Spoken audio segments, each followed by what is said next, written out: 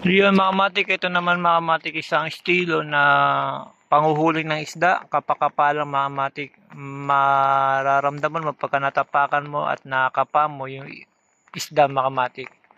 Sa ngayon nakahuli siya, nakatatlo na. Yan, kapakapalang mga kamatik. Ako noong araw mga kamatik, ganyan, sinubukan ko yan, wala akong nakapa. Siya talagang mga bihasa na mga kamatik sa mga estilong ganyan mga kamatik, kapakapalang. Ito naman yung isang estilo na kapakapalang mga kamatik sa gilid at meron din silang nahuli. Ang mga gumagawa na ito, mga professional na nangangapa sa tabing ilog mga kamatik. Gaya na sinabi ko, mga ganitong bagay, mga kamatik, sinasamantala nila yung kataasan ng ilog kasi mga isda niya nasa tabi lang. Makarami kang ganyan okay na. O, tiba-tiba na yan. Iling ko, puro arroyo nahuli ko. Oo. Inagis ko na dyan sa gitna, bumabalik pa rin. Asar na asar ako eh.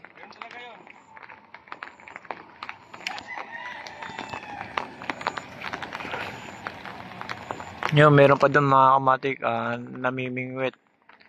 Titingnan din natin mga kamatik. Meron din nagdadala. Kasi gaya na sinabi ko, mga sinasamantala nila yung ganyang kalakihang ilog mga kamatik.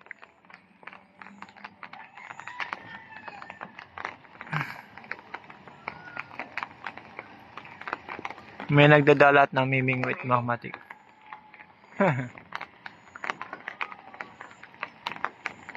Ayan.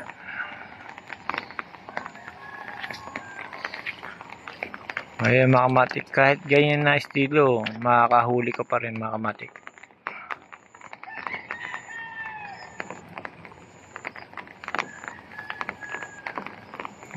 Dali na.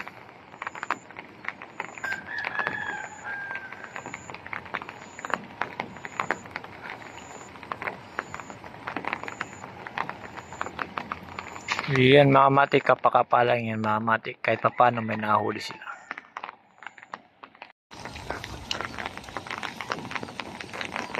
Yan mga kamatik, nakarami na siya. Kapalang yan mga kamatik.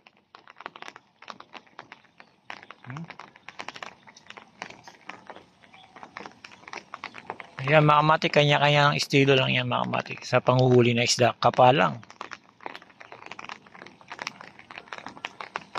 Nakarami na.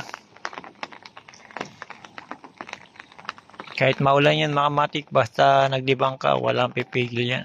Basta nasa mabuti lang mga kamatik at ng